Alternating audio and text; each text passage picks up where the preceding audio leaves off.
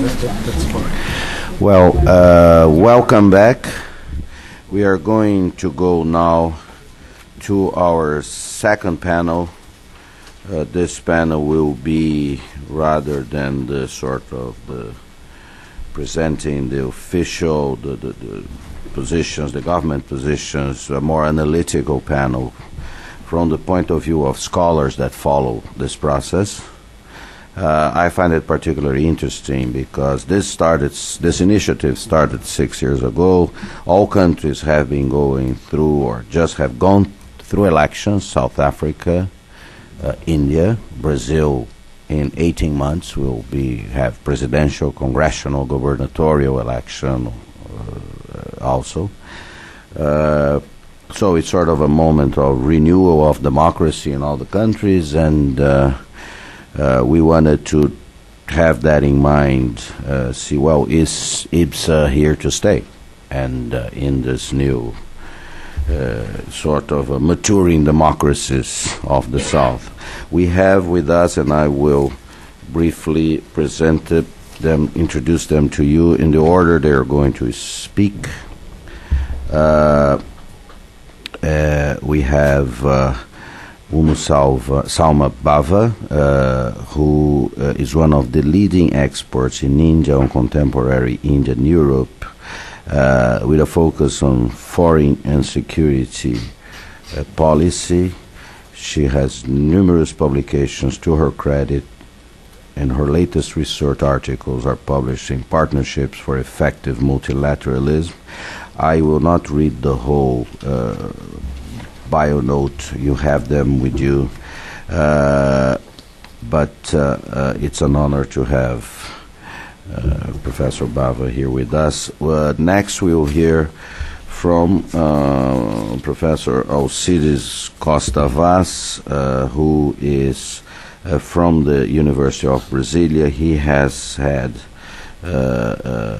given special attention to this issue of South-South cooperation, and he is currently the coordinator of the IBSA Fellowship Program and of the Doctorate Program on International Relations and Regional Development at the University of Brasilia, at University of Roraima, is a state, northern Brazil, and the Facultad Latino-Americana de Ciencias Sociales, Flaxo.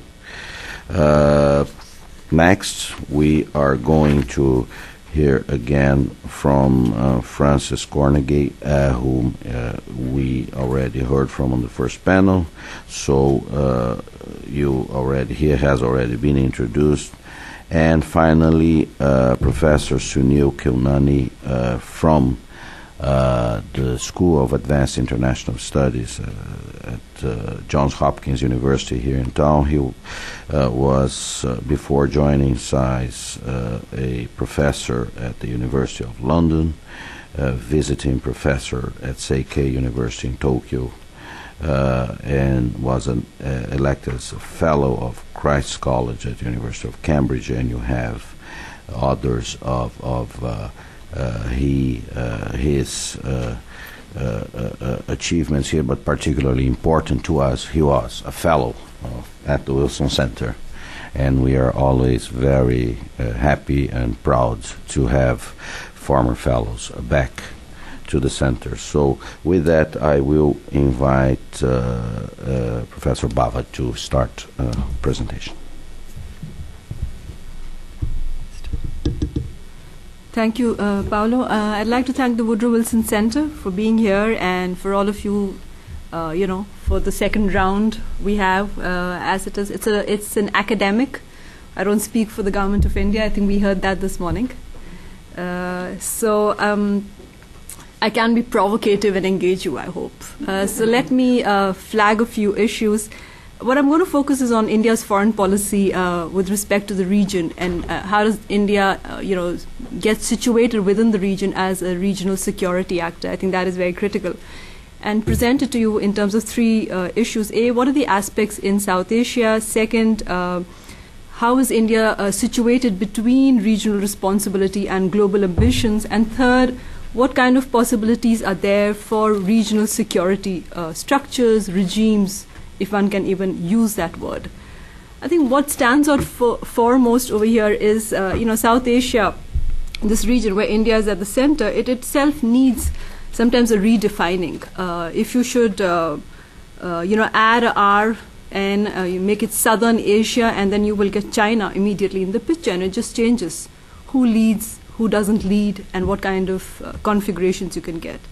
And what also stands out over here is the large Asian region is made up of numerous, sub-regions. And these sub-regions with their own individual political, economic, and security issues are so interconnected that what you get is a larger intertwining of the Asian space and the global space. So you've got a steady stream, if so to speak, from north, east, and Southeast Asia all the way going up to where we are situated in India, looking at what we would call as, the Middle East as well. So that entire span of Asian region which is there. And I think a critical factor over here is also about the interdependence and rivalry, what you find in South Asia, that both of them can coexist in a region. And what this has done has created a very complex political and economic dynamic which really impacts upon regional security. And when I see it from the point of view of India, you find that India is then the most politically, and economically stable country and developed country in the region, and it is surrounded in its periphery by political instability and conflicts which threaten to spill over within its borders. So having said that, I think I draw your attention to three aspects which really deserve attention in South Asia. First, what I would say is defining the post-Cold War Asian strategic space and security issues. Second would be how is the strategic calculus changing in Asia, particularly in South Asia. And third, what kind of convergence of interest exists for India, and what is the logic for engagement that you can find? It goes without saying that the distribution of power is definitely changing, and I would really, endorse Joseph Nye's view about international politics today being a three-dimensional chess game, that we've got multiple points of entry and exit over here. It depends on, are we approaching it from a political, economic, or a transnational issue? I think that is very critical. And if you look at South Asia in particular, it really is predominantly caught up in a realist approach. That is, the states use that primarily in their security thinking and the kind of practices and policies that they develop in the region. And India, due to its sheer size, in terms of whether it's geography, politics, economics, military potential, has always been what I would use, let me say, a more positive value, but it would be taken by our neighbors as a challenge to its neighbors. Even if the elephant is very endearing, they always say when it moves, it does, tend to crush a few things in between. So that's how the, Indian classical painting will have miniatures of elephants, very popular. It's the old armored regiment. And a third thing which stands out more in contemporary issues is the shift in U.S. foreign policy towards the region post, the end of Cold War. And what has critically happened is, of course, the dehyphenation of the India-Pakistan relation and the civil nuclear deal, which has kind of brought a new focus and visibility to India. But you also find that along with this visibility, you have a growing Chinese footprint in South Asia, which is creating an even more complex dynamics in the region. China is looking to enhance its presence and be an active player, and one could even argue that it contests Indian leadership or offer an alternative to it, both as a political and as an economic model. I would draw attention to those two issues in particular. What we do find in the region is that the states do not accept the no-war norm in their political relations with each other. I think that is something which needs to be emphasized, because I look at it in terms of what is the experience within the European Union where no-war norm between member states is there. And interestingly, in Southeast Asia, also among the ASEAN member states. So this absence of a no-war norm is hindering the fostering of what I would say as regional cooperation over here. What you also do find is persistent conflict within states, and in the region, which is again not conducive to overall stability in the region, and it exposes the weaker side and therefore draws other actors to come into it. And this is very critical as we look at what is happening. But we also do see signs of hope. It's not always that it's all dread and bad news which is coming from this part of the world. You've had the end of the civil war in Sri Lanka more recently. We've got a transition to democracy, in Nepal, a new government in Bangladesh, and a return to partial democracy in Pakistan, which all point towards efforts to getting relative stability in the region. And what you do see in this process is the use of both, civil, peaceful, and military approaches to intrastate conflict management and resolution in the region. However, what is of growing concern, despite all these positive trends, is the growing influence of non-state actors, especially what has been now called as the AFPAC region. And I say this because what this has done is it has introduced game changers here who neither endorse nor play by the rules of the game as we all have come to follow. So we've got a problem over here in the sense that if we are expecting these game changers to follow our rules, that's not going to happen. And that will be critical in terms of the kind of response you get. Having situated these challenges which are there in South Asia, it really draws attention then what are India's aspirations in the region? How does it manage to kind of project its own position and its interest over here? And a question which comes out when we are looking at where its regional responsibilities are and its global ambitions is this: what does the term regional engagement mean for India? I mean, what kind of resonance does it have? Does it mean just a political one? Is it economic? Is it military? What does it mean? And would the management of regional issues project India in a better light at the global level? So in that sense, there is a link between the regional and the global, that if India aspires to a larger global position, a drawing argument which is made is that India should also be a greater regional actor and be able to bring more stability to the region that is happening. What we do see over here is that with globalization and growing interdependence, the region is becoming even more meshed into the whole global and regional kind of a matrix, which means that there is a two-way problem movement which is happening constantly across this matrix. And India is the dominant region actor in this region. And I would draw your attention to Putnam's two-level theory, that India needs to constantly kind of manage between both these levels. Within this whole regional framework itself, within its own domestic compulsions and the region, and a second two-level is, of course, India's situated within the region and at the global. So there is a 2 into 2 or a 4 matrix that you have here, which just goes to show that while it can manage one set, sometimes it may not be so easy to sell a particular argument at a regional level because the rules of the game do tend to change over there. You find that. What do we find about the region in terms of, I have highlighted that there is, conflict dominates the region over here, that there is no notion of a comprehensive regional security in South Asia. And the reason for that is the states are locked into a realist perception of each other. This intersection of politics and security, what it has done, has created a mixed security dividends for all the actors in the region. The smaller states of Nepal and Bhutan have been tied into a security, dependency relation to India, which has in the past kept other actors out. But after the new Maoist government came in Nepal, it found that the first, call which was made by the new government was to China. It was a very clear indication as to how other actors would be brought into the game over here. And of course, China was welcomed, and China preferred it also because it would, further consolidate its position. And this, I draw your attention to contesting leadership in the region over here. The other challenge, of course, is the whole rise of non-state actors that we have over here and the kind of dynamics that is creating. So you've not only got the whole, interstate problem as well. The other matrix which is now increasingly coming is the whole intrastate, where these non-state actors move across the borders as we speak.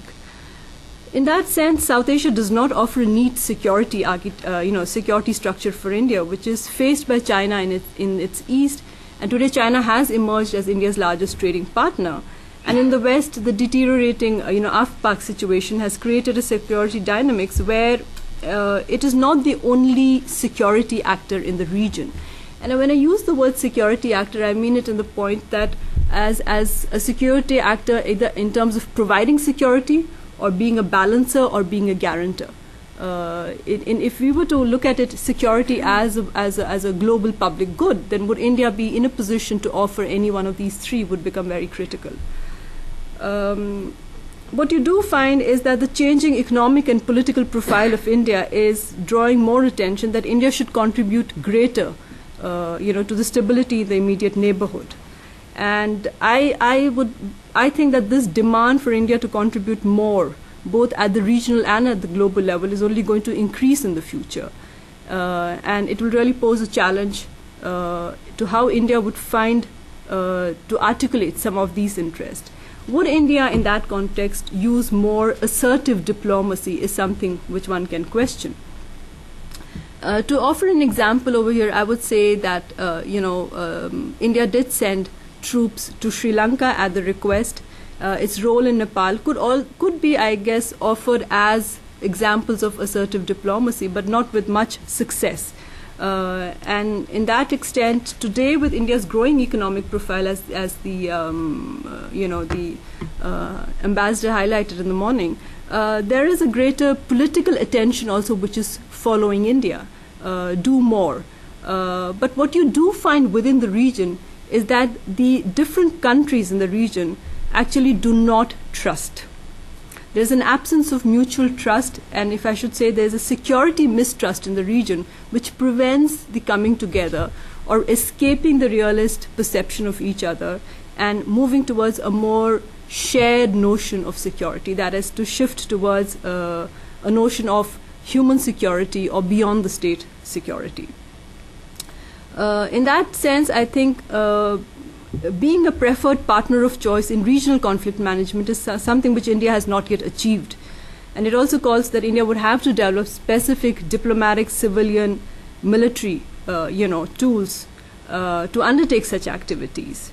And a reason why it has not been able to do is its own internal domestic challenges as well. While, we have a 6% growth, we have a large growing middle class, we also can't escape the fact that we have more than 350 million people who are below the poverty line, the World Bank $1 a day kind of a figure.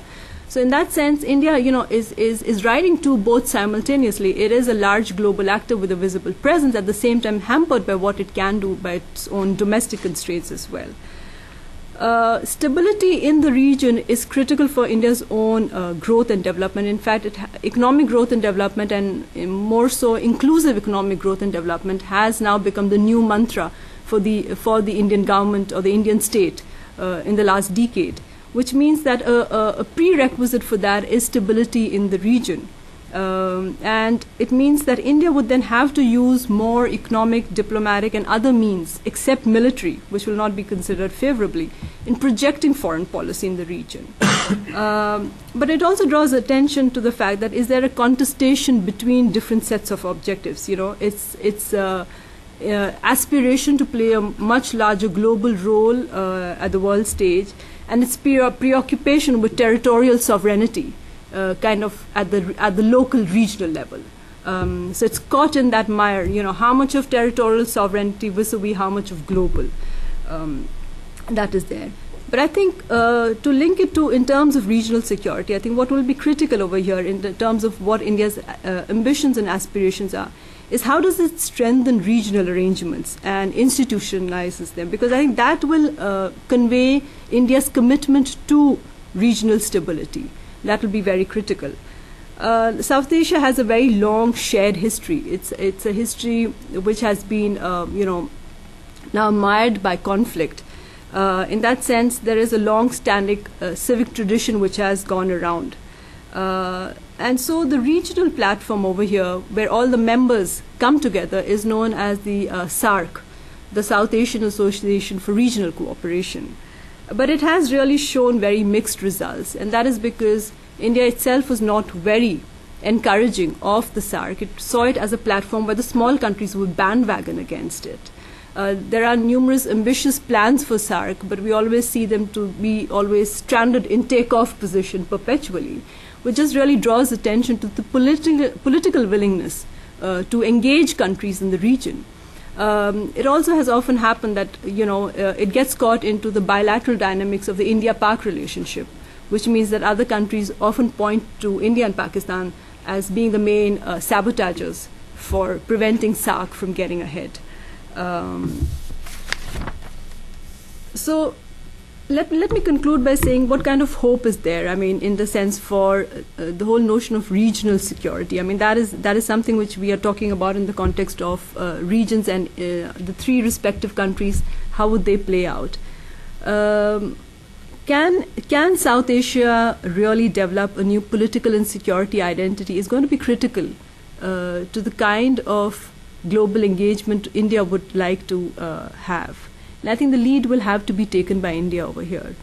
But what you do find is that often geopolitics has been viewed from a prism of nationalism, which reinforces, goals of national interest, national status, both at the regional and at the global level. So in the sense that you're really playing not for a win-win situation for everybody in the region, but very often for very narrow zero-sum gains. And I think that is something which will have to really change if India would aspire to be a much larger global actor.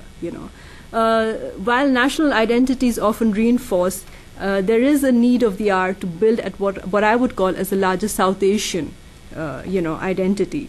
The commonality of the neighbors needs to be brought in a lot more. So let me conclude with, is there a possibility of any kind of a remote regional security structure over here? Other regions have it. Why is South Asia lagging behind? Is it too early to talk about it? And you find that at one level, the reason for that is why the discourse on security in South Asia has not gone in towards comprehensive security is because the states are still viewing each other purely in terms of the whole security dilemma. You got another two, aircrafts, we need to get another 4 more. So we really are tied in, and especially two of the main critical actors are India and Pakistan. It's not so much about the smaller states in the region. But given the huge socio-economic, challenges which cover the entire region over here, the issue is to find convergence at the platform of human security. And that is where it will be a win-win situation for all the countries of the region. But whether a security structure would come about will really depend on what kind of security end is seen to be constructed over here. If it's a narrow state-defined one, then obviously the means are going to be limited to your, looking at your military budgets. But if it's going to be a more comprehensive human security approach, then I think we see possibilities over here. Let me conclude by saying that India's rising diplomatic, economic, and strategic profile would mean that it will have to pay a lot more attention to adjustment and formulation in its foreign policy, and taking a more comprehensive approach to improving relations also with its neighbors.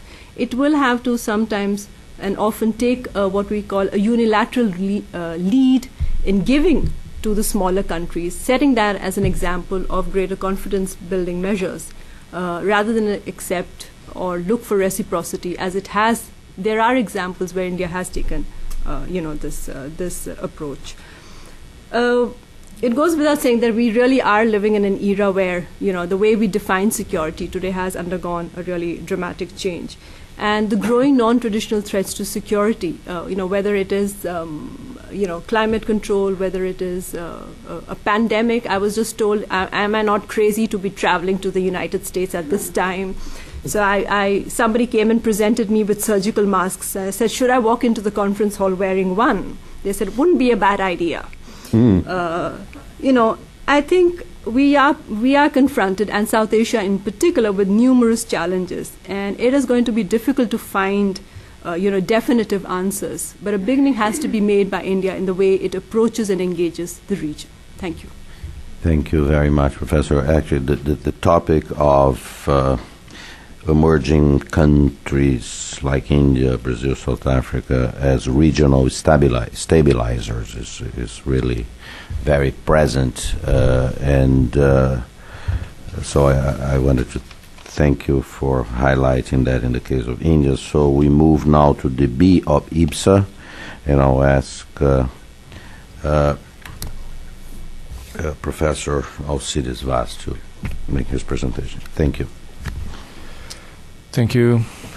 Good morning or good afternoon to all of you. I'd like to say thank you very much to the Wilson Center, to Mr. Paulo Sotero, for the opportunity to be here to share some views with you on the prospects for regional engagement and the prospects for any sense of complementariness between IBSA and our country's regional policies. We've been asked in this session to assess whether our regional policies are consistent, complementary, or detrimental to the vision set for within the IBSA trilateral partnership. And I'll be focusing on Brazilian foreign policy at a broader sense, the place of the region within the scope of Brazilian foreign policy, and the way that IBSA might relate or not to this regional dimension. Not being a diplomat and being an academic, I'll try to be a little bit more critical on what the possibilities of this relationship between the regional and the global, having IBSA as a focus, might be at the moment.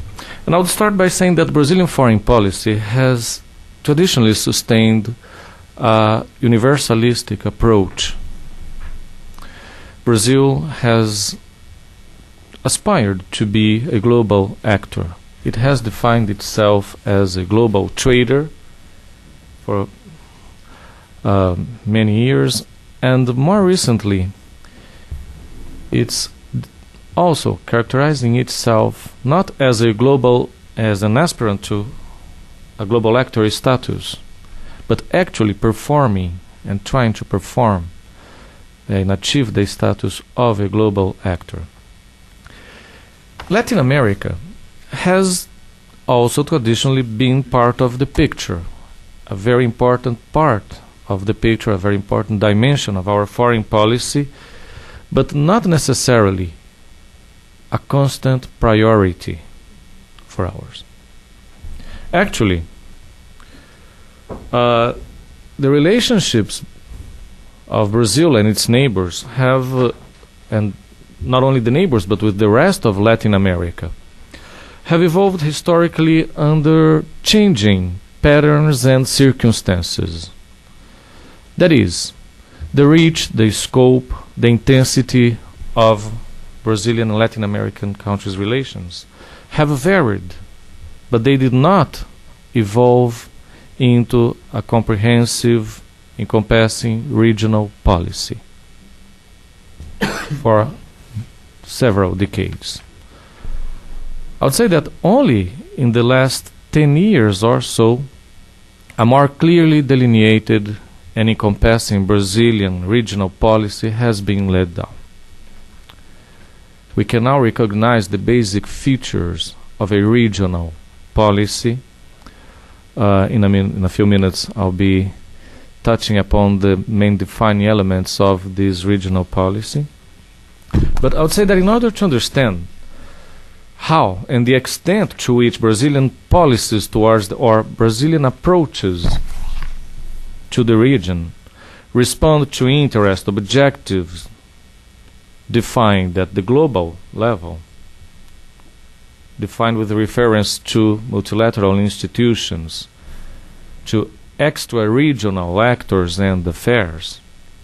This can only be understood if we frame it into a historical perspective. So I'll dedicate some minutes just to invite you to go through what Brazilian regional policy approaches have been in the past few decades.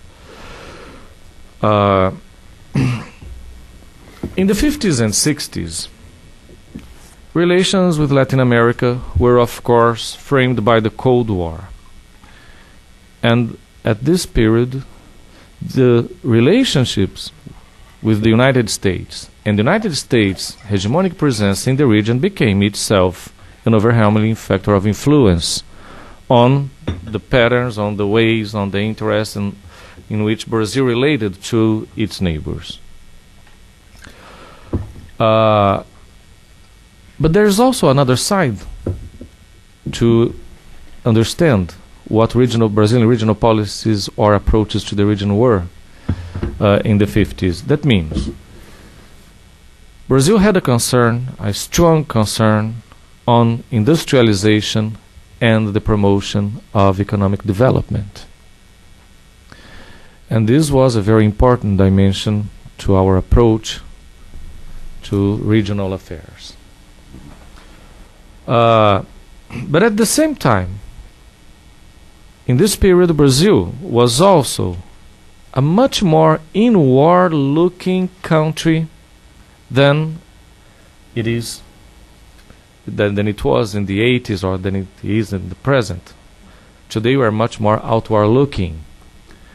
We're trying to find our path through the emerging powers, our place among the emerging powers. We're interested in playing an active role in global affairs. But at those decades, the 50s, the 60s, our concern was with economic development and laying the grounds for a sustained economic development. Domestically, authoritarianism and change economic policies.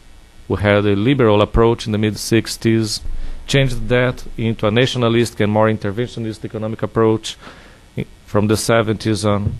Well, all these shifts coincided with similar tendencies existing throughout most of Latin American countries. And this altogether restricted the possibility of forging a consistent and more coherent regional approach or regional policies.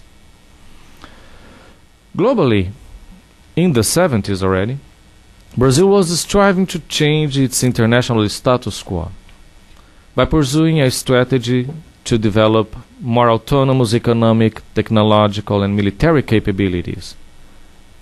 Again, expecting to become a great power into the coming decades, it was part of the official discourse, governmental discourse at that moment.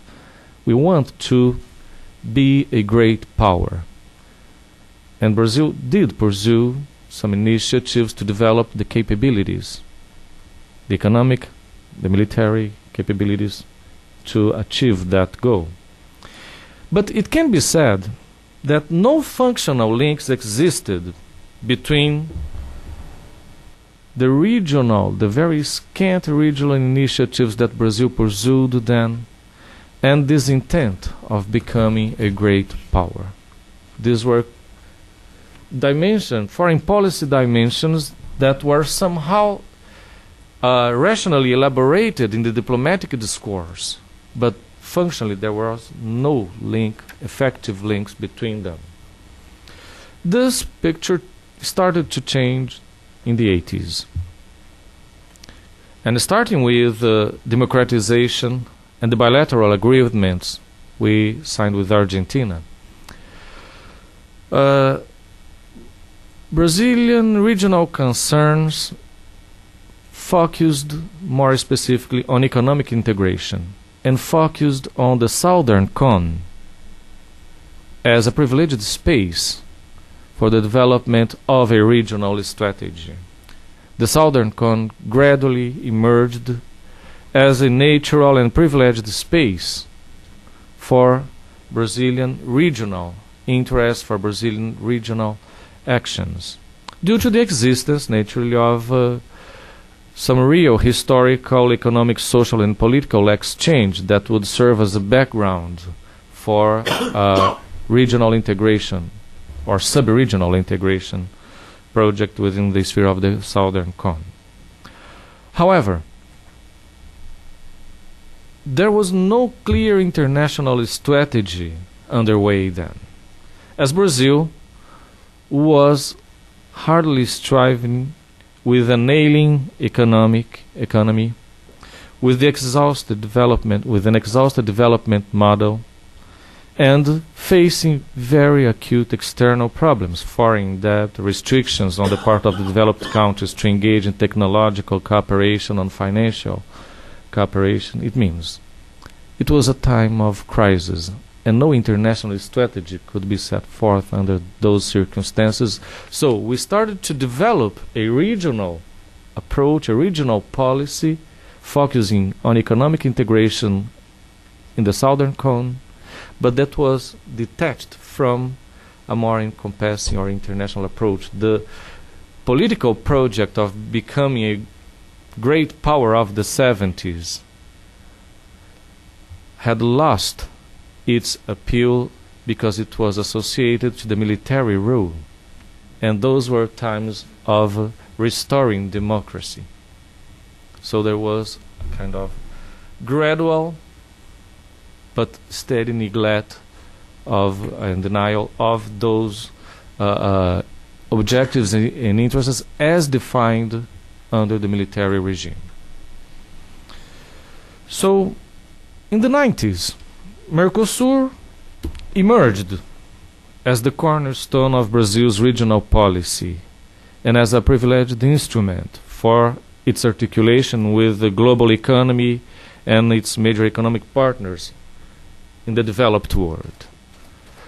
By expanding Mercosur regionally, Brazil expected to articulate an integrated economic space in South America. And this is an important reference because gradually, and since the early 90s, after Mexico joined the North American Free Trade Agreement, there was a remarkable change in terms of Brazilian foreign policy's priorities. Latin America was downgraded as a priority, and South America emerged as a very important and central reference for foreign policy projects and initiatives. However, growing difficulties, especially in the second half of the past decade, in advancing integration within Mercosur beyond the stage of an imperfect customs union, and the priority that was assigned to macroeconomic stability, preserving macroeconomic stability, a newly acquired macroeconomic stability in times of financial volatility abroad, prevented the intended functional articulation of the country's regional and global policies from effectively occurring. So the 90s could be somehow portrayed as a period in which we had the basic elements of a regional policy set forth. We had the intent and some steps already made in terms of redefining the basic assumptions to orient our international insertion and our relationships, especially with the developed world, in course, but we faced a period of crisis, of financial crisis, of financial uncertainty. Well, we were happy then. We didn't know then what was to come about in the next decade. But at that time, the wave of financial crisis that swept over Asia and Latin America, that hit our own economies in 1990 and Argentina in 2001, actually did not help in any sense to carry out any form of more rational or effective articulation between a global and a regional strategy in our foreign policy. We had a conceptual framework for that, but it could not be implemented. But nevertheless, under those circumstances, a central defining feature of Brazilian regional policy was introduced, and it still remains. I have already mentioned that the emergence of South America as the country's immediate space for political, economic, and strategic initiatives and concerns. And when I say as the immediate state, I mean that it's not necessarily it doesn't mean that South America has been, that it is or should be a Brazilian foreign policy. We've just heard my colleague, my friend from Itamaraty saying that, well, we have no doubts about that from a diplomatic perspective, that South America is a key priority for Brazilian foreign policy. I don't want to disagree with that. I just interpret the position of Latin America, of South America vis-a-vis our other international options in a different perspective. He said that, and I agree with that, that we've always strived to sustain non-excluded international partnerships. But this opens the way, this paves the way for other priorities becoming eventually more important than those defined within the scope of South America. But finally, I think we got since the first years of the present decade to sustain what we would call a regional policy, the basic elements of a regional policy. And I think it's defined around three main pillars or three main objectives, if you want. The first, forging a genuine South American identity and building up South American institutions, genuine South American institutions. The Brazilian initiative of the South American community of nations that evolved towards UNASUR, the South American Union. The recent initiatives in building the South American Defense, South American Security Council is part of this endeavor. The second is strengthening Brazilian economic presence in the neighboring countries. South America has been a very privileged space for the internationalizations of Brazilian companies. And the third, supporting political forces and governments compromised with political, economic, and social reforms in the region. And supporting also those policies that are aiming at strengthening multipolarity and favoring the emergence of a multipolar world. So those governments and policies within the region that are aiming and focusing have been strongly supported by the Brazilian government.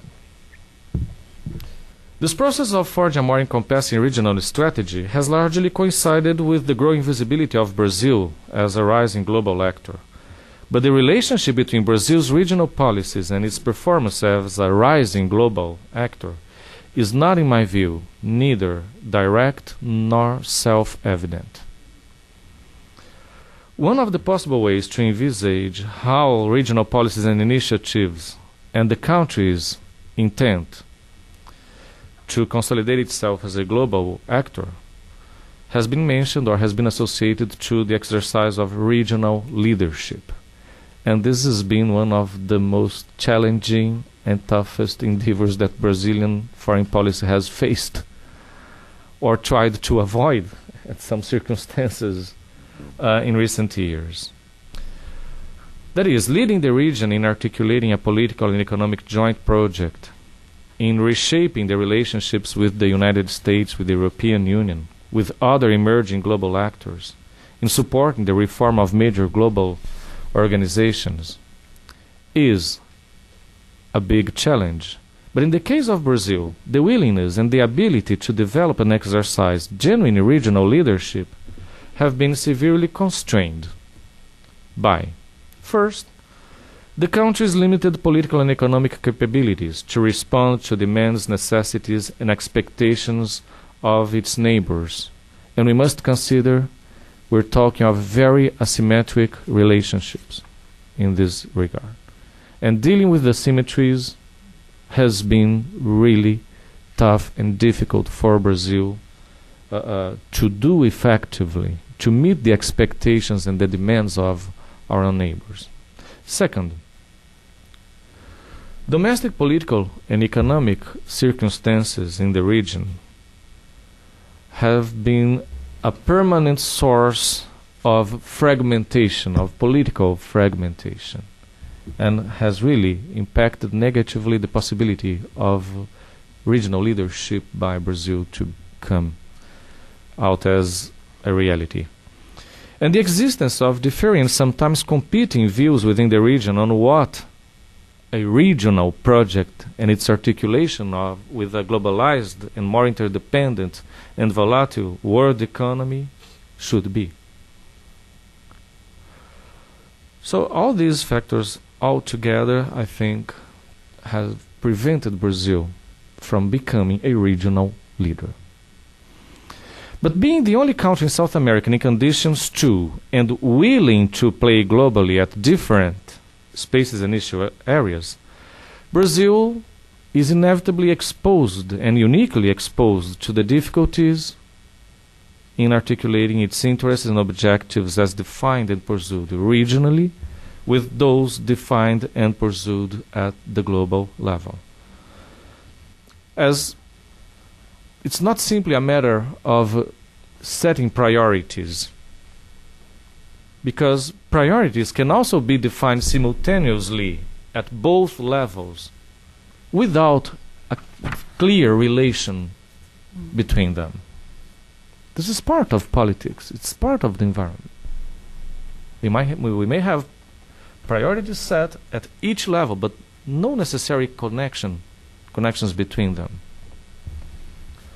With very few exceptions, I think, if we look at the foreign policy developments in the past few years, where any sort of positive relationship existed among these two levels, it was associated to some degree to some external factors. For example, that triangular pattern, the US, the region, and Brazil foreign policy options and initiatives, the expectations or the willingness on the part of the United States to have Brazil more engaged regionally and globally and favoring this engagement. Or, on the other hand, it might be associated to the country's own interests and foreign policy objectives, or to the visibility that Brazilian initiatives in the region and towards it might grant it in the global stage, for example. It's against this background, and I'm now concluding, that we can assess whether Brazilian policies are consistent, complementary, or detrimental to the vision set forth within IBSA. I'm just reproducing the text that was assigned to us. As proposed in this panel, I think that we should take into consideration that if no necessary connections have been or do exist at the moment among some regional and global initiatives, where does IBSA fit into the picture? To answer that, I think we must consider first IBSA's objectives as a political forum and its agenda, both in the second and the third dimensions that were presented to here in the previous sections. They are oriented primarily to challenges and opportunities that are defined at the global level. And they are also focusing on the enhancement of each country's political assets and capabilities to play at the global stage or at the domestic level, facing that political and social challenges that are present in each country domestically. That's to say that development assistance initiatives offer a possibility for regional engagement, but they are also focusing particular problems at very particular countries, not being part necessarily of a regional, of an IBSA's approach to regional issues or regional agendas. Second, there are remarkable differences, and Salma's presentation helps us understand that. There are remarkable differences as to IBSA's countries' respective regional, political, economic, social, and strategic environment. And this is associated to diversified patterns of hegemonic presence, exposure, or successibility to extra-regional influence. And this will also impact the extent to which the regional environment or regional activism of each country may represent a positive or a complicating factor for IBSA to consolidate itself as a meaningful political initiative at the global level. In the case of Brazil, to conclude, finally, the regional and global dimensions of its foreign policy have coexisted with the scant functional or direct articulation between them so far, in my view. Having the global and the regional dimensions as complementary is desirable, but not necessarily achievable if we take into considerations the particularities and the differing priorities that we will meet at each level. Therefore, we can conclude that there is not any politically meaningful incompatibility between Brazil's regional commitments and its own shortcomings at the regional level and IBSA's objectives. What then should be argued is that if the establishment of functional links between regional and global action is desirable, it is. Is it feasible? Not in the short term, in my view, if we take IBSA into consideration. There are few incentives for Brazilian neighbors to associate themselves to an initiative in which they feel they might play a secondary role. Also, regional institutions, UNASUR, for example, or Mercosur itself, and to a lesser extent, these institutions are not really ready, mature enough to play an effective role or to be instrumental to connect a political a regional project to a global initiative such as IBSA at the moment. So I think that both things, articulations and IBSA fitting into regional perspectives, are desirable but not achievable at the short term. Thank you, Osiris. We move now to South Africa. Francis.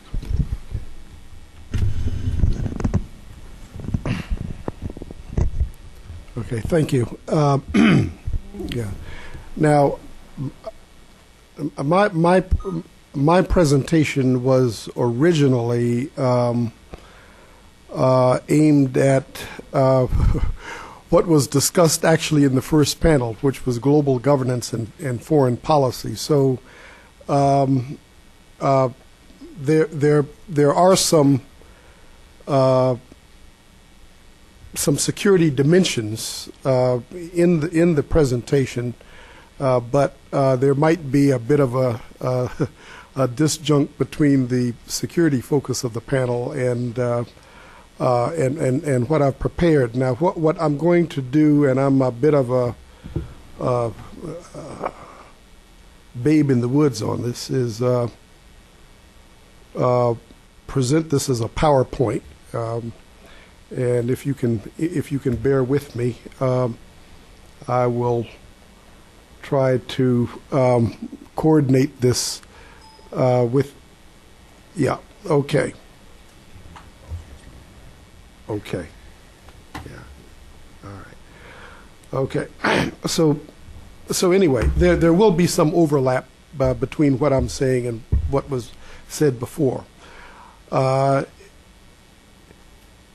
This presentation attempts to explore South African foreign policy within both an IBSA trilateral as well as a continental African context, both dimensions being interrelated to the South African international relations and cooperation paradigm, which is emerging under the new administration. The South African foreign policy framework is predicated on an Africa-centered or Afrocentric strategic perspective that places an African agenda as the fulcrum around which all other priorities revolve. Simply put, these priorities are first the region, in Southern Africa, the Southern African Development Community (SADC), which actually is a very dynamic level because now we have a recently launched tripartite relationship between SADC, COMESA, which is the common market for Eastern and Southern Africa, and the East African Community. So you've got three African regional economic communities, which is now defining this region as far as South Africa's outreach is concerned. And that then gets into the next level, which is the continent, involving the African Union and its structures. Then South-South cooperation, of which IBSA figures prominently, along with the non-aligned movement, the G77 plus China, the new Asia-Africa Strategic Partnership, and so forth. And then North-South bridge building in terms of South Africa's involvement in the G8 Outreach 5, the G20, and so forth.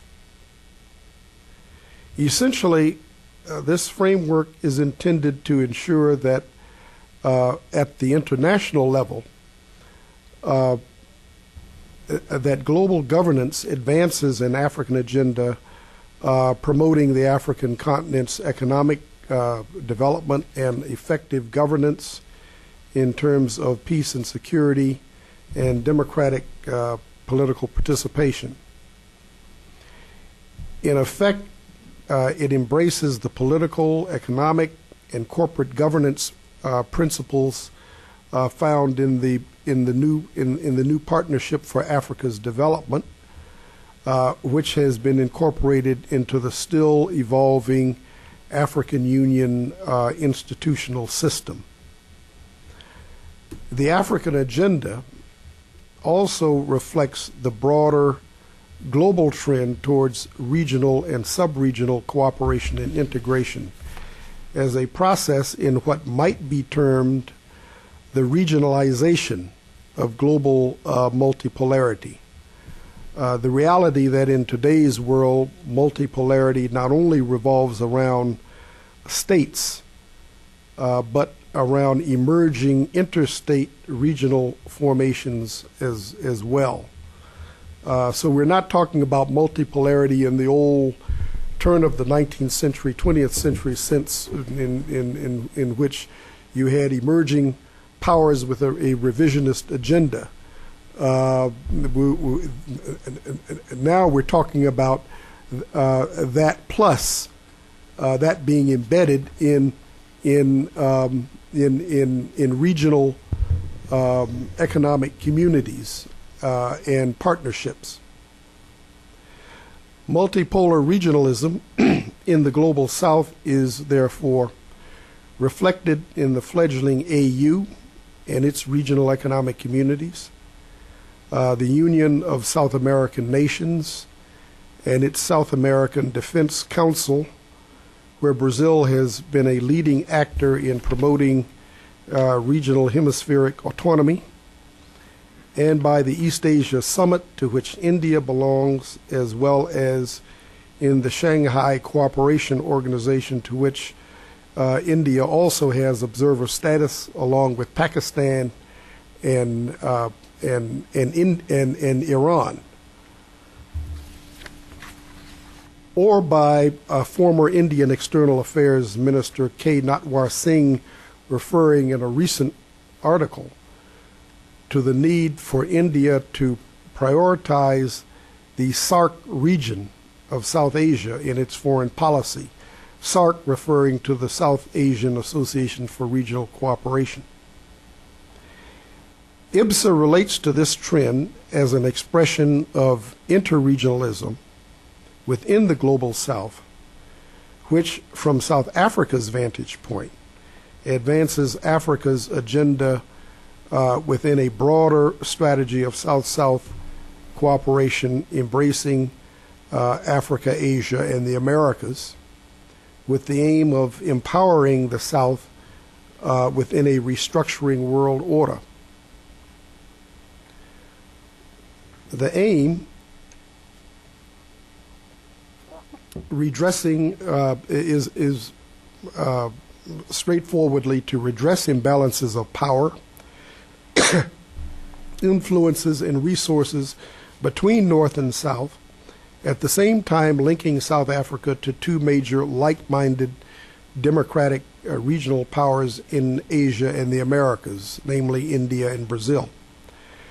Now, this dovetails also geostrategically with India and Brazil's respective positionings in the Indian Ocean and the South Atlantic, an aspect of IBSA reflecting their maritime littoral identity and their potential for maritime and naval cooperation as evidenced in their April 2008 naval exercises off South Africa's waters in what was billed as IBSA Mar.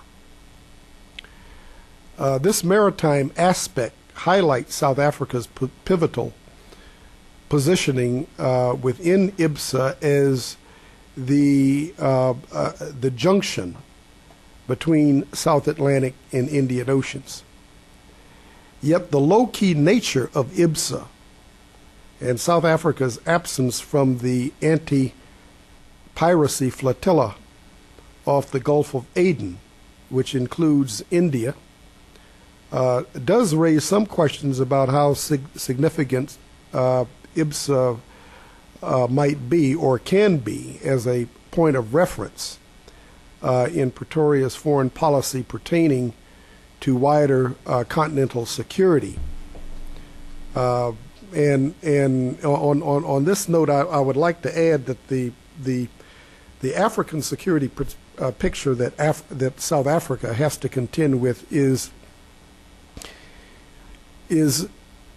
very challenging and complicated going forward in multiple ways. Not only in terms of the maritime dimension, which if you look at the piracy situation in the Horn of Africa, is really an extension of internal stabilities within the Horn of Africa. But going forward, there are a number of pressures that will make things more challenging. For one thing, Africa is undergoing a demographic explosion. In a few decades, the African continent will have as many people will cross the 1 billion mark, joining India and China.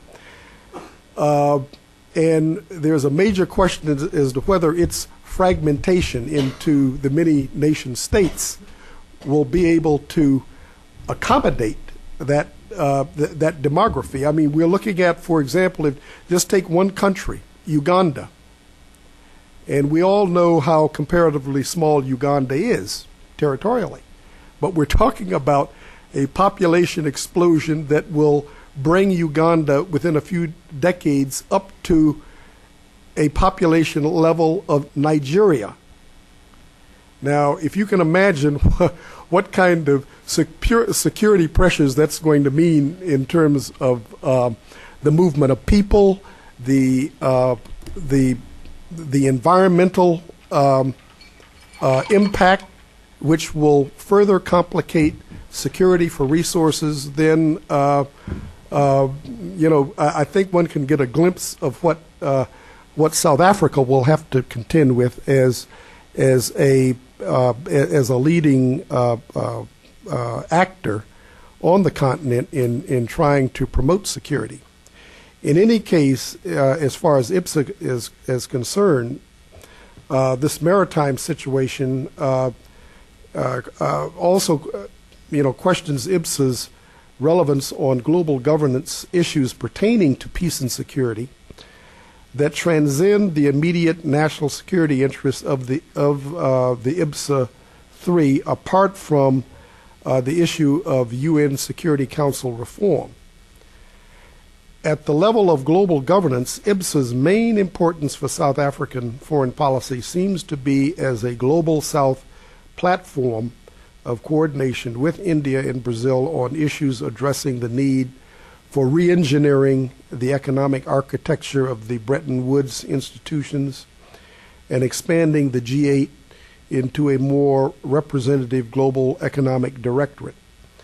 Compared to Brazil and India, South Africa does not and cannot aspire to great power status within a global context. It's too small. At best, South Africa is a catalytic regional power aiming to give momentum to the eventual transformation of Africa into a continental power, the ultimate aim of the African agenda. In this sense, South Africa has more invested in the trilateral IBSA relationship than perhaps either Brazil or India, which have taken on additional status with China and Russia in the so-called BRIC grouping of the world's major economies. And of course, this was recently seen in both China and Brazil pronouncing on the need for alternative currency arrangements in light of the current economic situation. Now, this is an issue that China has raised to a high level, which is not part of the IBSA agenda, to which so South Africa does not fit into that niche, which I think goes some way to differentiate the kinds of coalitional affiliations that the three IBSA countries have outside of IBSA. The sectoral working group format, however, of trilateral cooperation within IBSA underlines what is expected to be an increased focus of the Zuma administration on international cooperation. In any case, the current global economic and political environment would seem to reinforce each country giving priority to its respective regional neighborhood in efforts aimed at giving further momentum to regional integration and enhancing regional peace and security, in effect regionalizing the character of multipolarity. If such a trend leads India, Brazil, and South Africa toward higher degrees of legitimacy within their respective regions, this could enhance the interregional potential of IBSA as an intercontinental, interoceanic sub-regional network within the global South. Perhaps in this sense, the IBSA grouping can potentially lead to greater interregional linkages between their respective regional economic communities. Mercosur within UNICER, SADC within the AU, and the SAARC in South Asia is part of a greater inter-Asian process, including the ASEAN +3. This means for South Africa integration of the Southern African Customs Union into a SADC customs union linked to tripartite cooperation with the East African Community and COMESA. Meanwhile, SADC member Mauritius's preferential trade agreement with India can potentially facilitate interregional cooperation between South Asia and Eastern and Southern Africa. From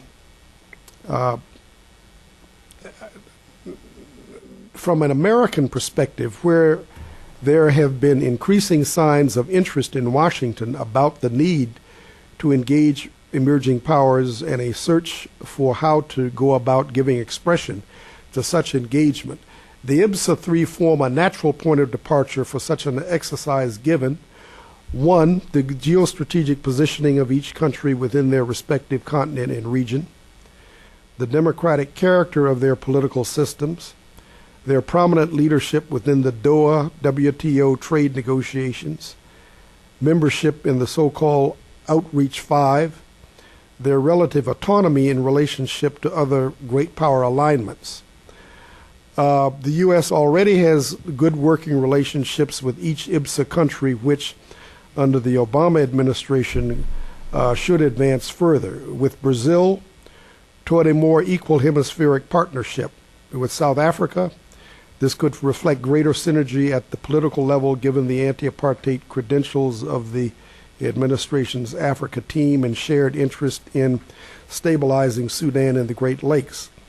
With India, where relations soared under the Bush administration, this could mean greater emphasis on how the bilateral relationship advances stabilization of the AFPAC conundrum, where a revitalized Indo-Pakistan composite dialogue might add value.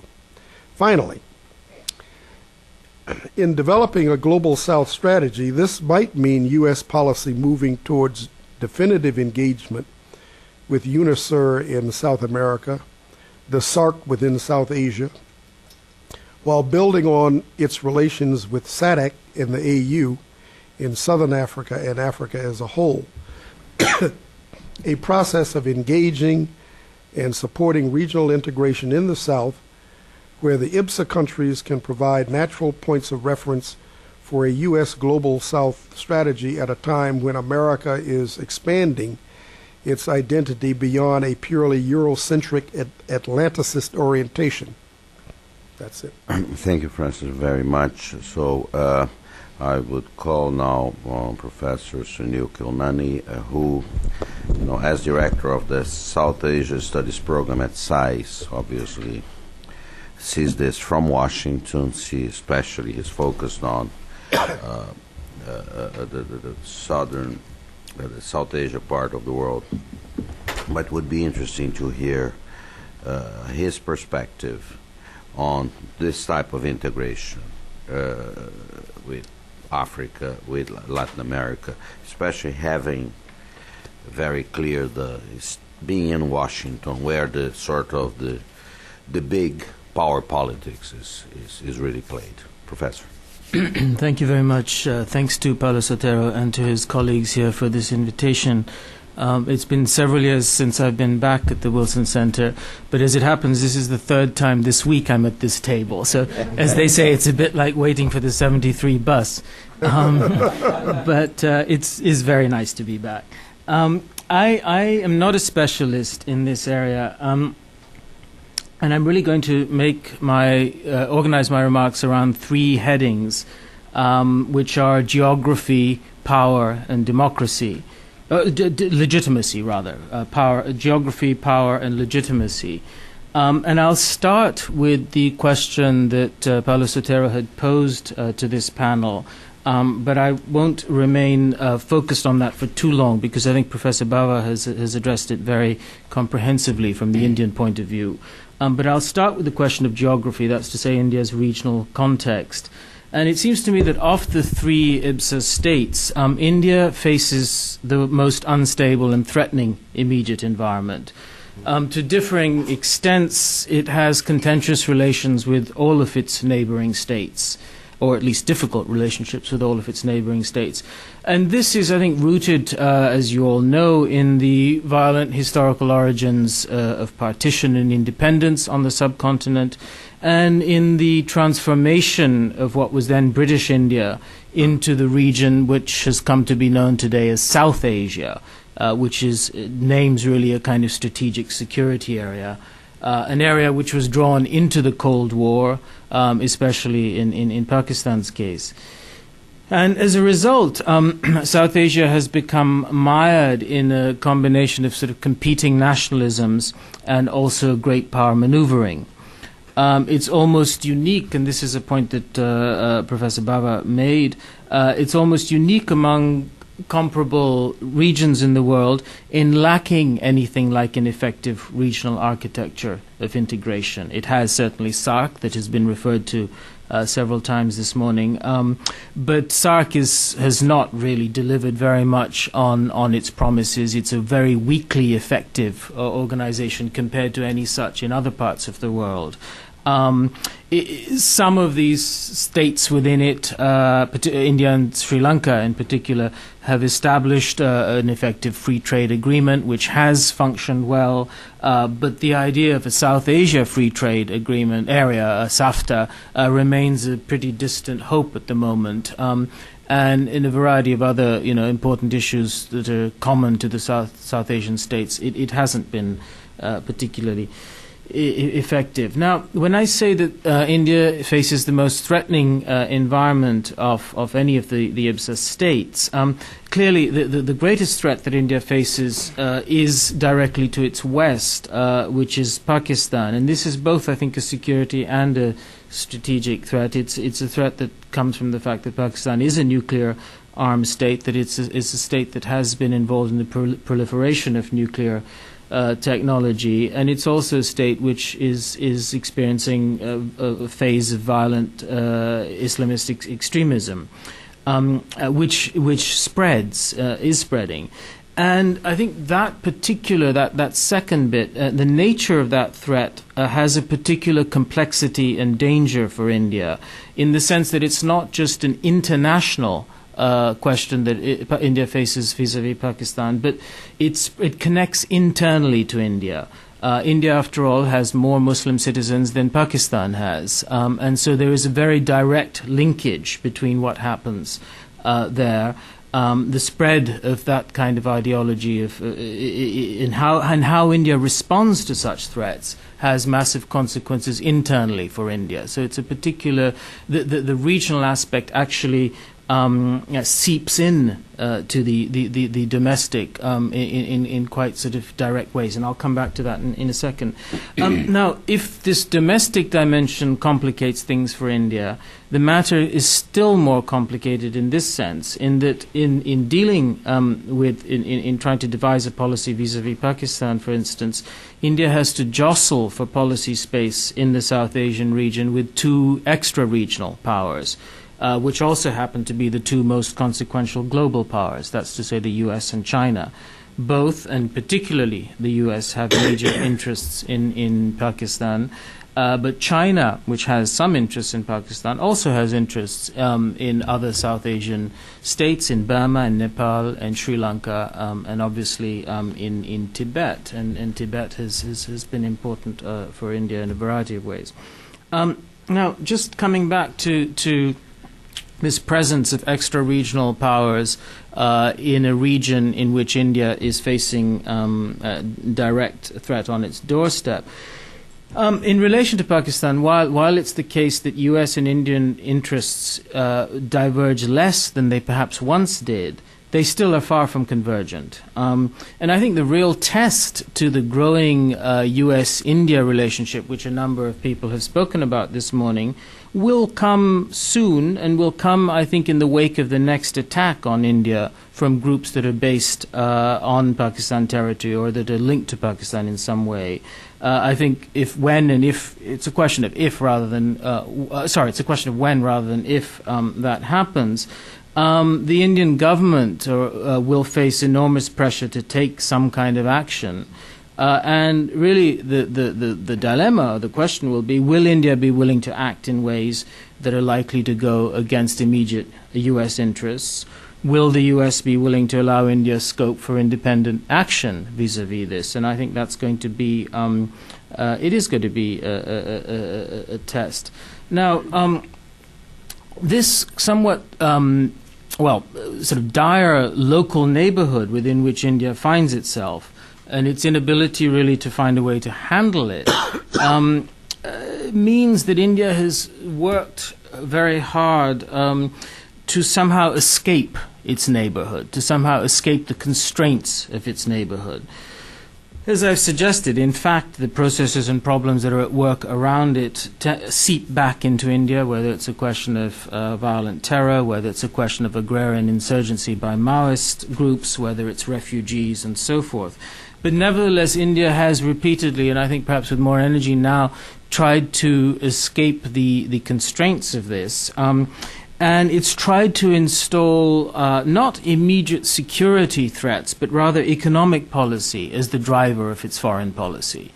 And I think this is very clear in the doctrine that was outlined by the current, he's just been sworn in, the Prime Minister who continues, Prime Minister Manmohan Singh, in what has come to be called the Manmohan Singh Doctrine, which is that, economic diplomacy is the way to try and stabilize and resolve deep-set problems, even political problems. Now, I think the hope of that doctrine, the idea of economic diplomacy, is that it'll lift India out of the dangers and entrapments of its region and embed it in other kinds of networks, in G20 and ASEAN, in the BRICS grouping, in IBSA, and the numerous bilateral initiatives and so on. All of these are efforts to transcend location, not to build India as a regional power, but rather to, in a sense, project India out of it. And I think IBSA is one such initiative. But I think that these kind of initiatives are actually very vulnerable. They're very vulnerable to India because at the end of the day, it can't escape its geography. It is vulnerable to mishap. It is vulnerable to further contingent, whatever attacks and so forth. So I think there's a sort of there's an issue there that is going to have to be faced much more directly by India. And here just a comment on India's approach or style to when it's faced with adverse conditions, which is, I think, its style or its approach is not to confront the problem head-on, to avoid confrontational politics, but rather to increase options in dealing with it by diversifying methods, tools, approaches. This is true both within India in its internal politics as well as abroad. India, when it has a problem, for example, domestically, it tends to proliferate the ways of trying to deal with it. More agencies are created, more institutions are created. It wants to be part of more different initiatives in order to delay the crisis, to subject it to further discussion, and so forth. And I think this is very much the kind of style that India has adopted both domestically and internationally. And I think these multiple networks and groupings in which it involves itself are part of that. So in conclusion on these comments on geography, I think there is a sort of disconnect between India's global aspirations and its regional constraints. And, this is also manifest. Raymond Aron once said, that India is idealist when it comes to the world, but realist when it comes to its neighborhood. And I think that sort of, does rather capture the situation. Let me just move to saying a couple of things about this question of power. As you all know, I hardly need to say it here. I mean, this is a period of great flux and uncertainty in the world order. The existing distributions of power are very much in question. The dominance of the U.S. is in question. Europe, the one part of the world that had most actively and successfully worked to integrate itself, now seems in decline. Its integrative dynamic seems to be running out of steam, indeed fraying. Japan seems stagnant and unable to create a new international role for itself. China, there's great uncertainty surrounding its intentions. Russia, it's unclear what's going on. And then there are states like India, Brazil, South Africa that are sort of emerging into the conversation. It's a situation where there's no single pole or power that is exclusively attractive, and so no one wants to limit their options. It's a kind of grand hedging strategy that every state is playing. And I think this practical nervousness that invades the kind of global arena is reflected in the academic writing. There's great unclarity, if you read the academic writing, about what kind of international system we might be moving towards, whether it's unipolar, the unipolar moment having passed, is it multipolar, is it non-polar, etc., etc. I mean, there are endless articles that are trying to tell us what it is, but no one really knows. And underlying this, I think, is a disintegration of a singular conception of power. Power is somehow based on economic power plus military force. The limits of that conception of power, I think, are becoming very clear. And indeed, that's one of the reasons why we see a term like power today endlessly bearing multiple qualifiers, hard, soft, smart, whatever. And I think all of this is symptomatic of a basic uncertainty over what is the currency of power today, what actually counts as durable power in the global system. And that, I think, is rooted in a more general uncertainty about the rules of engagement of the two central institutions of the modern world, the state and the market. What are the judgments, what judgments about the use of force and the norms of force govern state actions? What's the scope of markets, and what are the rules of regulation, and so forth? All of that is up in uncertain debate. And I think that's one of the things that is motivating this proliferation of groupings of this kind of the G plus N for the forums, the associations, the clubuscules that are all over the world. And I think that many of these are, in a sense, trying to escape their location. They're the result of abstractions of numbers. So we see tables which somehow associate India, Brazil, South Africa, but there's little intrinsic connection. But sort of statistically on a table, they might look somehow connected. So I think that there's a kind of contingent historical moment which is making these kind of associations attractive, but they have, precisely because of their contingency, a certain possibly historical dispensability to them. Now, let me come to my comments on legitimacy, because there I think there may be actually something that connects the three states that we're thinking about today. And this was said in the morning session, but let me perhaps elaborate a little bit on it, and then I'll stop.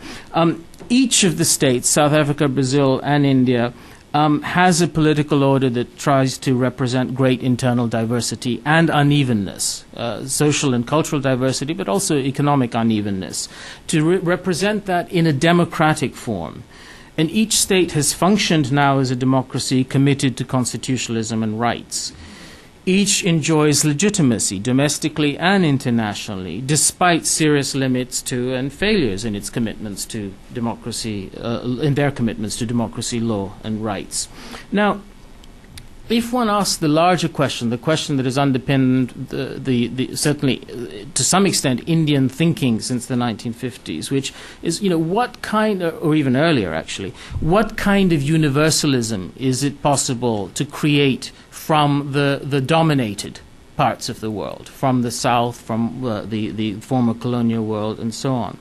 Now, I think this connection in terms of democratic legitimacy may offer something quite interesting, as against the idea of Western democracy as a model. The idea that there's somehow a blueprint of 7 points that you can check off, elections, etc., etc., the kind of the political science, the Western political science checklist of what is a democracy.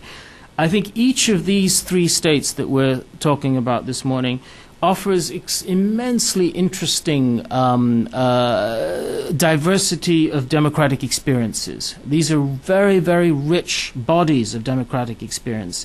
And I think it's from this experience and reflecting upon it and conducting a more kind of conversational comparison between them that one might be able to think more constructively about the future of democracy in the world. The future of democracy in the world is not going to look like Washington or Westminster. It's going to look much more like what is being innovated and improvised and invented in India, Brazil, and South Africa. That's really where our fund for thinking our intellectual fund for thinking lies. And I think that's something that the three states can actually do a great deal to develop. I'm not talking about the business of democracy promotion. We know that that's or we ought to know by now that that has a pretty tarnished ring to it. But I think by drawing on this capital of legitimacy that these states enjoy and giving greater circulation to that experience, there's a lot that can be done. And I mean, one can start quite simply from certain institutions. I mean, for example, the Election Commission, something that the South African state looked at to India and developed its own version of. An independent institution which actually is charged with the logistics of running elections, which is, just overseeing the Indian election, 500 odd million votes counted in a day. Or the history of constitutionalism, the fact that constitutional traditions, law, and rights, and how those have got established and practiced. And I know there already is some interesting work on law and constitutions in these countries. So I think there's practical skills that can be learnt.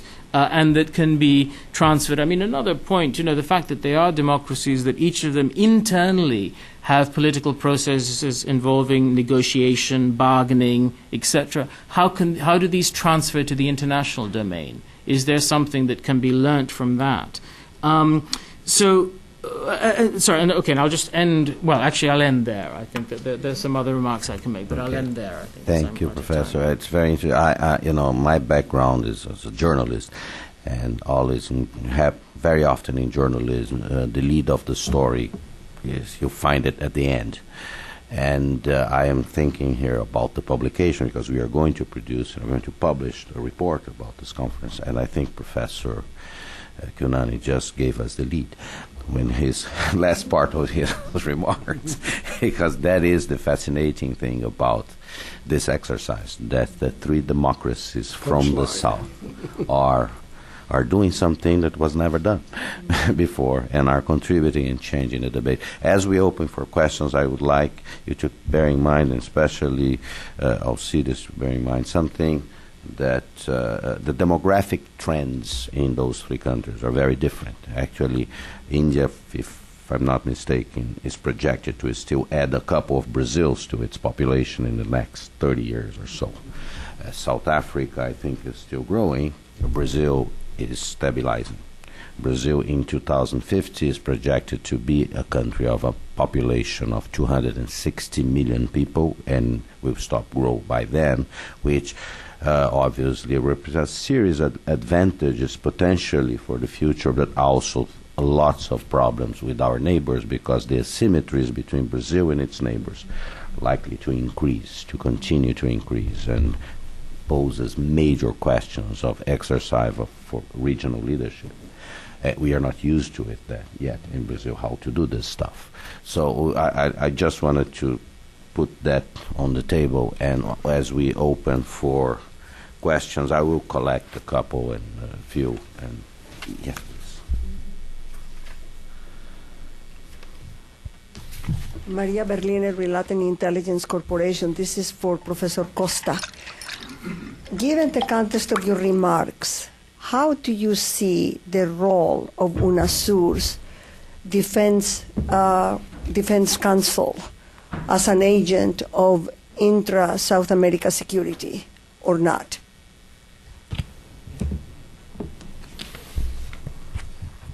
Hello. I'm looking to Brazil in terms of its geographic location, but I'm also looking to Brazil in relation to cultural relation with the other Portuguese-speaking countries, Lusophone countries. So what's happening, in my opinion, is that the Lusophone countries, they are expecting some degree, some role of Brazil within Lusophone Africa or Lusophone countries. Now, when you were giving your presentation, amidst that, do you think that Brazil has, it's what you call foreign policy, a thinking about its role on Lusophone countries? Mm-hmm. Well, let's go for the answers now.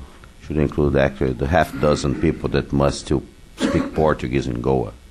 There must be. Who would like to go first on this?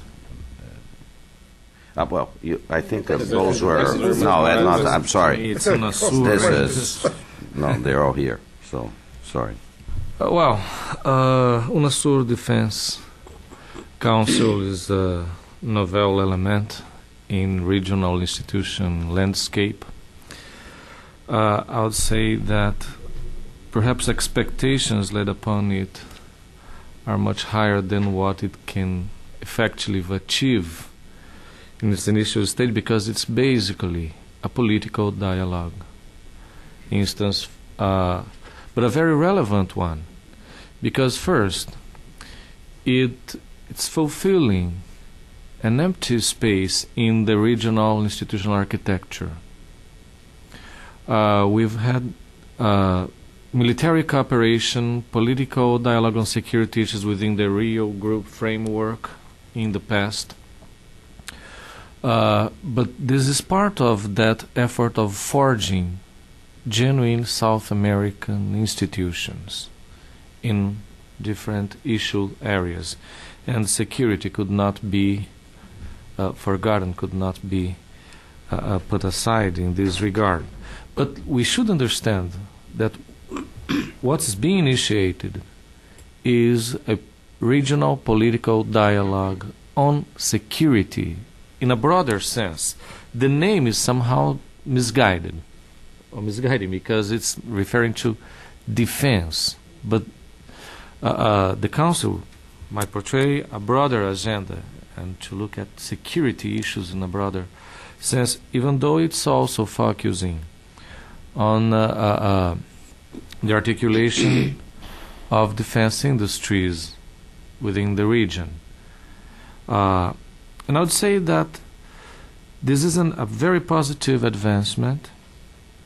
It will really play an important role in terms of offering a political space for a dialogue that has been carried out either bilaterally or throughout more dispersed forums. It will give more focus to South America in terms of defining its own interests and profiles in the security realm.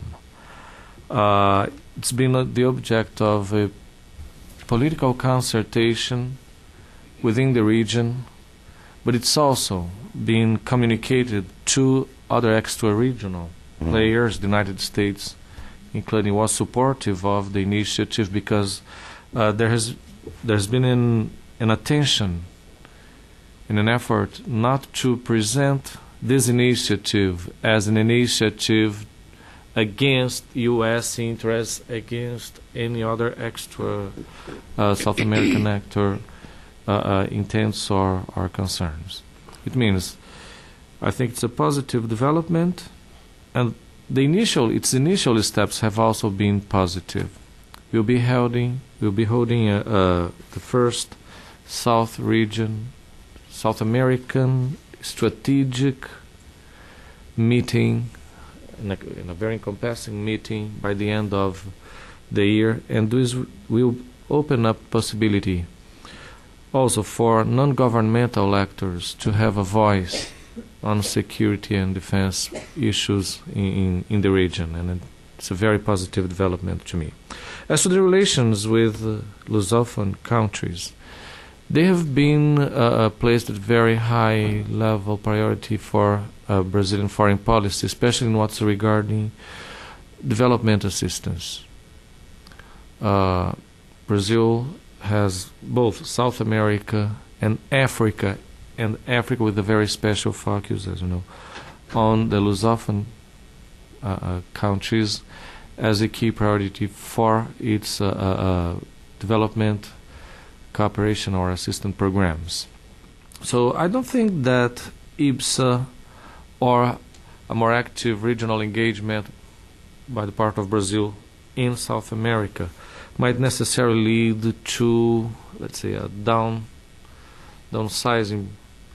the Lusophone dimension in its foreign policy.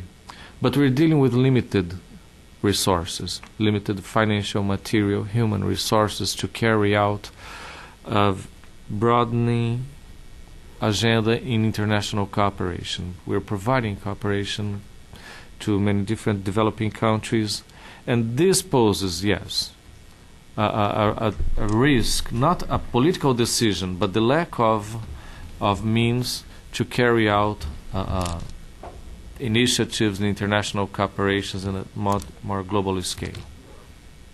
Do you have one question here and Amy on there? Okay, we will end. Thank you very much. Excuse me. I'm Albert Cantrell, an independent analyst of public opinion in the U.S. and elsewhere. And I'd like to ask a question with respect to India and what one might refer to as the various dilemmas of identity that you both have spoken to. Professor Bava on the one excuse me. Professor Bava on the one hand has talked about the need for a more regional identity. And Professor Kunil has written eloquently in his earlier book about the persistence of subnational identities and the difficulty of some shared sense of what it means to be Indian and what India means.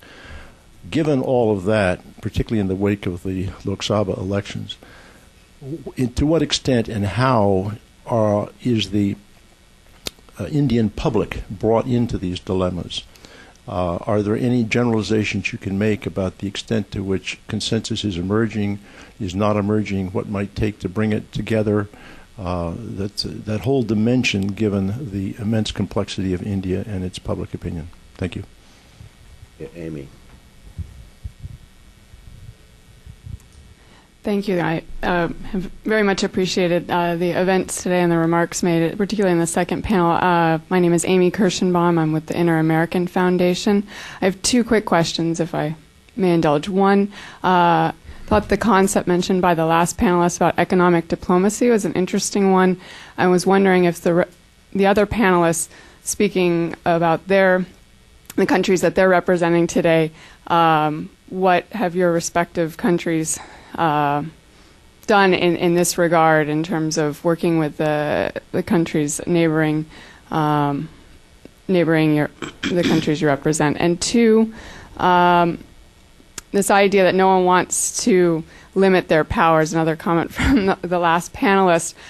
We've heard over the course of today myriad acronyms about various integration initiatives. To what extent, this is for everyone, are the numerous initiatives out there going to dilute efforts to actually achieve the goals set forth in these agreements? Yes, let's go for our last question here, very briefly, please, because we're almost out of time. Chia Chen, freelance correspondent. Many region name and many grouping name. I would like to bring somewhat focus. When I say region, it just means IBSA, and when I group, means south and north. What are the regional issue and global issue? Based on priority and in terms of the desirability, feasibility, and achievability. And you all from academic, so you all are thinker. And I will ask that, do you think the world economy and financial system need to be reformed, and how to do it? Thank you. Okay, thank you very much. Why don't we go this way? Now we go to IBSA in reverse. Start with South Africa.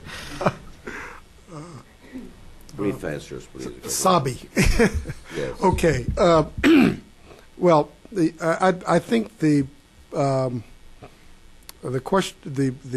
question about economic diplomacy is where I will come in, because I think if you've listened, if anything can be drawn from our different comments, I think that that one of the trends that the three countries share together is what is going to be an increasing focus on economic diplomacy. I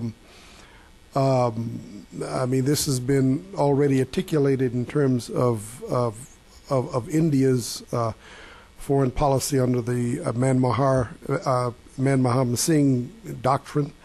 It's being articulated right now in the wake of South Africa's election that South African foreign policy is going to focus more on economic diplomacy. Brazil, the same thing. What will be interesting to see how this unfolds is the interplay between each three countries' increasing regional focus and their interregional commitments to each other within IBSA and their global agenda. But this is something that is very much, I think, a priority that each of the three countries share. All three countries are, have an interest in reforming the global economic and financial architecture. I mean, that's something that has been clearly stated in many different ways in different forums.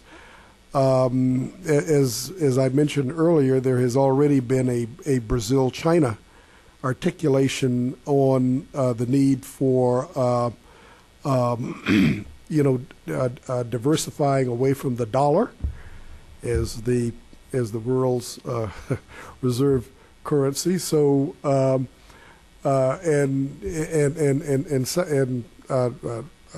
Trevor Manuel is the chairman of the development committee at the World Bank or IMF. I believe has articulated over and over again the need for restructuring there. So I think this is where the three countries are particularly in synergy. Maybe not so much on security issues where different national interest priorities come in, but when it comes around to the economic financial sphere of global governance, that's where they are probably pretty much, I think, in identity. Yes, Alcides.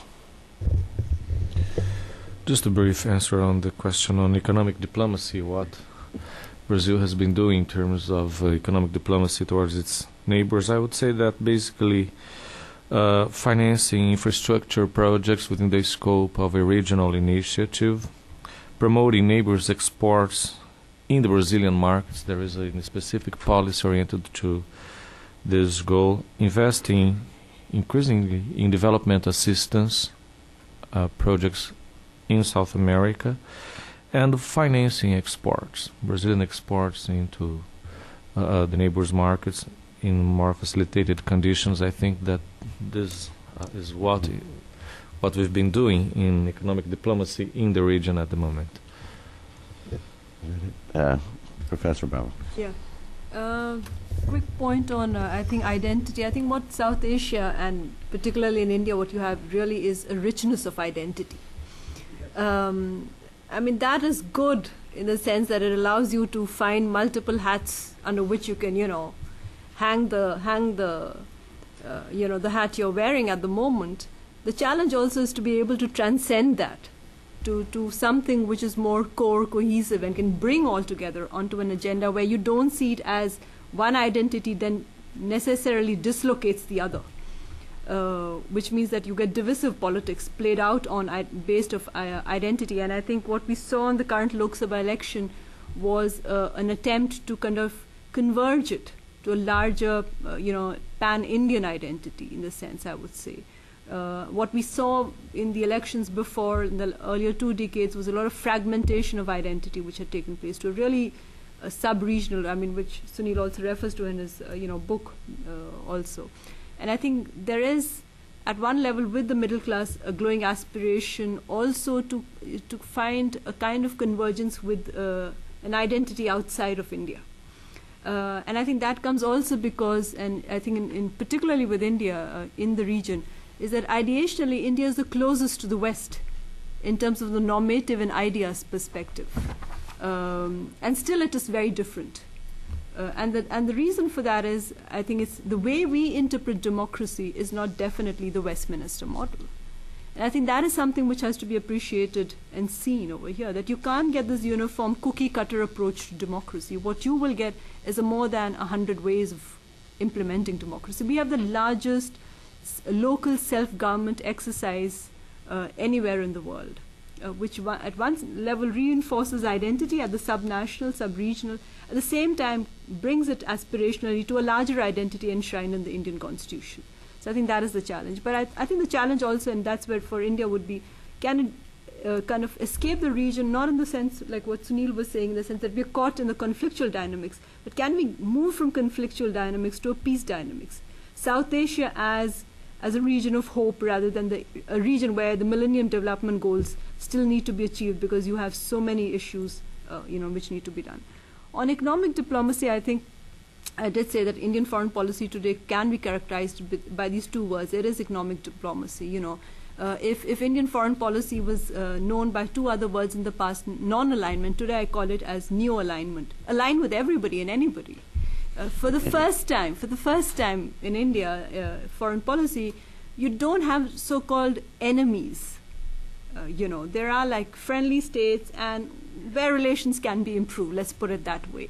Which means it offers plenty of choice, but it also is about seizing the moment to write a new kind of politics. It's not about yesterday's politics carried forward with today's tools, but it's about new politics. I think that's where India's aspirations in this context is, how does it use economic diplomacy? I mean, you've seen it in Afghanistan. It's one of the largest donors in terms of civilian capacity building, the reconstruction of the parliament, the roads, all of this are attempts at economic diplomacy. We've seen it in Nepal, and in Sri Lanka just now recently, the Indian government has immediately offered, health and medical supplies. And a big example, of course, was the tsunami, where India reached out immediately to provide assistance. And I think it also brought a changed perspective about India as a much larger actor. I mean, we were ready to respond within few hours of the tsunami happening. I think that was something which nobody had expected. Thank you. I'll just be brief. I think on this question of the relationship between sub-regional, regional, and global identities, and from the Indian point of view, I mean, what you're seeing, democracy is a localizing force. It sort of evokes and plays to particular identities, and that one has been seeing that process underway in India for quite some time. On the other hand, the spread of the market and economics as it's happening does seem to be a more generalizing and connecting type of process. And that, I think, this election is perhaps the first where we're getting signs that the emergence of more general interests might be helping to compose or at least contain the more particularizing processes that are at work in the political dynamic in India. So it's a complicated balance, and it's certainly never resolved one way or the other.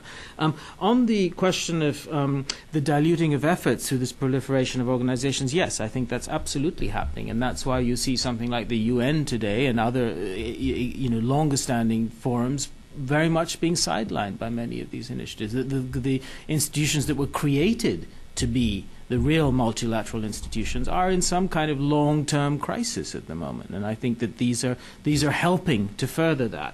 On the question of how we resolve and reform the global financial system, I leave that to my betters and elders. I'm not so sure, but how to do that. But I can't resist by ending with one thing, which is a plea to the IBSA forum organizers to really draw on what I think is the greatest soft resource that the IBSA states have, which is the fact that the two most passionate human activities across the globe are conducted in these states, which is football and cricket. And I think somehow if we can draw on that soft power, I'm sure many problems could be resolved. But I'll stop there. The IBSA Cricket Forum. Yes. We could try to play both at the same time.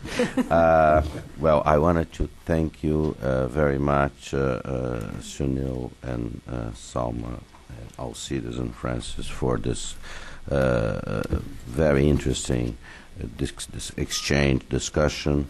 This, as I mentioned to you, this will be, we are going to produce a report that will be available both in print and online. I would like to end this session by thanking some people. This was a joint effort putting this together of 3 programs of the Wilson Center. First to Mamhadi and to Justine and to Robert Hathaway from the Howard Wolf from the Africa program, Bob Hathaway and Sue from the Asia program, Janaína, who is my right hand at the Brazil Institute. Also to our interns, Kema, Dan, Shah, and Michael. Also a word of thanks to the people that will make this session available to you on video. It's in about a week. You can go to the internet. It's there forever. And Michael, Anthony, Paul, and John Tyler. So it was very gratifying to us to have all of you here. Thank you for your participation. Please stay tuned. Keep checking on the website for the programs of the 3 Brazil Institute, the Africa program, the Asia program, and this is your home. You are always welcome back here. Thank you very much.